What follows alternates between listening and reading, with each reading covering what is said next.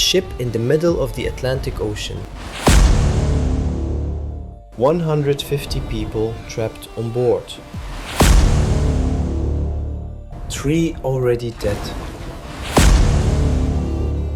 And no country wanted to let them dock. Think about it. You're hiking in the mountains. Fresh air, silence, a breathtaking view. When you get home, a slight headache begins. I'm just tired, you say. The next day, fever.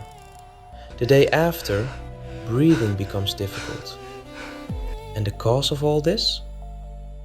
Could be microscopic particles suspended in the air you unknowingly breathed that morning. Today, we are going to talk about a virus that scientists have been closely monitoring for years, yet most people have never even heard its name. Hantavirus. March 2026. The Dutch-flagged vessel MV Hondius continues its journey across the Atlantic Ocean. There are roughly 150 passengers and crew members from 23 different countries on board. Narrow corridors, shared dining areas, shared air, and then the first death occurs. A Dutch passenger suddenly passes away.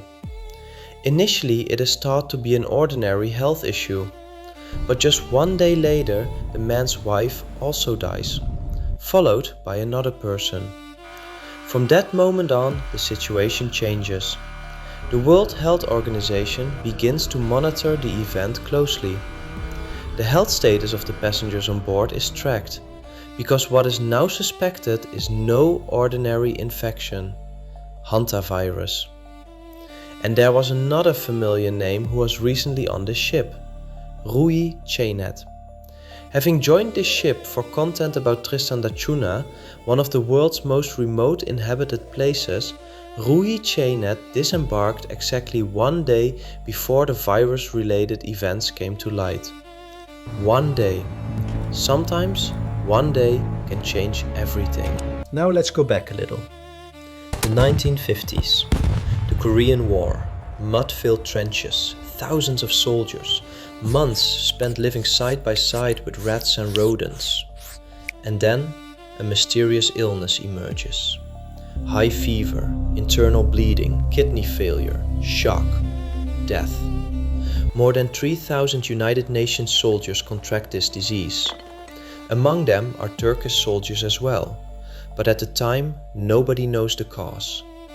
This disease is named Korean hemorrhagic fever. Years later, in 1976, South Korean virologist Ho Wang Lee successfully isolates the virus for the first time while studying field mice caught near the Hantan River. And that is where the virus gets its name, Hanta, the Hantan River. Today, scientists know of more than 40 different strains of this virus. What separates hantavirus from many other viruses is that in some cases, the impact it has on the body can progress incredibly fast. The initial symptoms usually seem ordinary: fever, headache, muscle aches. Many people might mistake it for the flu. But in certain cases, the second stage can progress much more severely. In some strains, the virus can damage the kidneys. In others, it directly affects the lungs. The lungs begin to fill with fluid. Breathing becomes increasingly difficult. And in severe cases, acute respiratory failure can develop. COVID-19's global mortality rate during its worst periods was around 2%. In some hantavirus strains, reported mortality rates can reach levels between 30 and 40%. However, one important point needs to be made clear. Hantavirus is not currently evaluated by the scientific community as a COVID-like global pandemic threat. And there is another fact that most people don't know.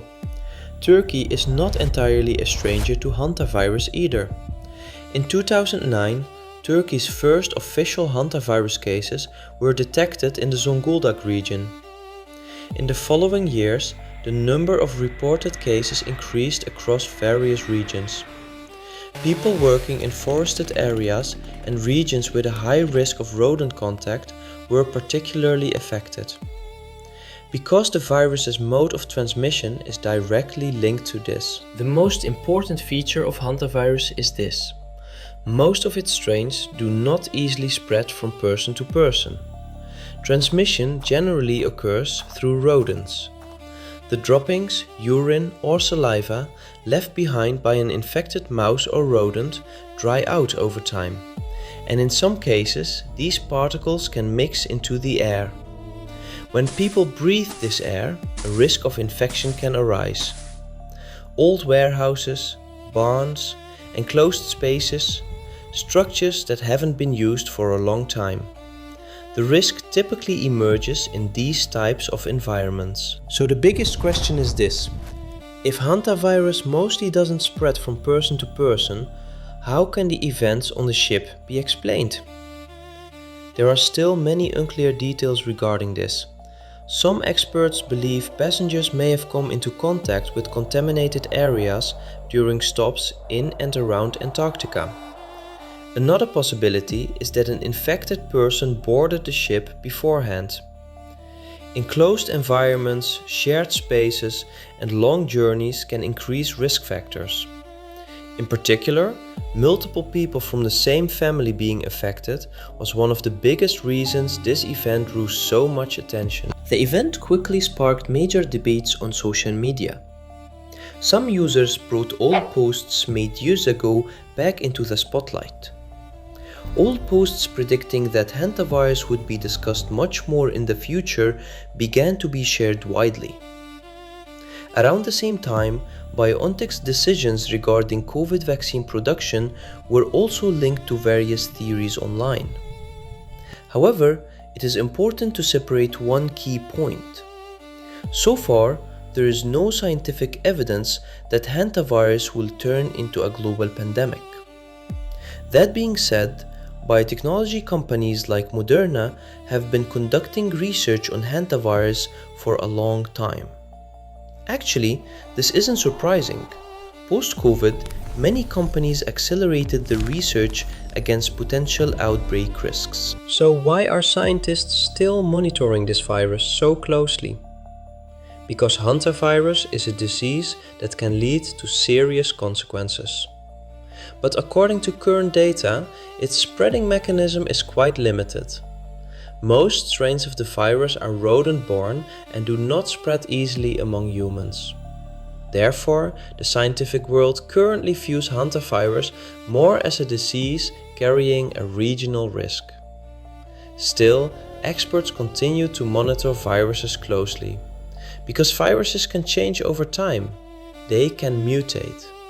And the duty of scientists is to try and understand these risks before they happen. Hantavirus is not seen today as a threat that will bring the world to a halt. But this story reminds us of something important. Sometimes the greatest fears come from the quietest places. The enclosed corridors of a ship, the invisible traces left by a mouse, and a virus whose name most people have never heard. Ruhi Çenet stepped off that ship one day early. One day. Sometimes it can change everything. Atlas of the Lost. Because the world's most interesting stories are still waiting to be told.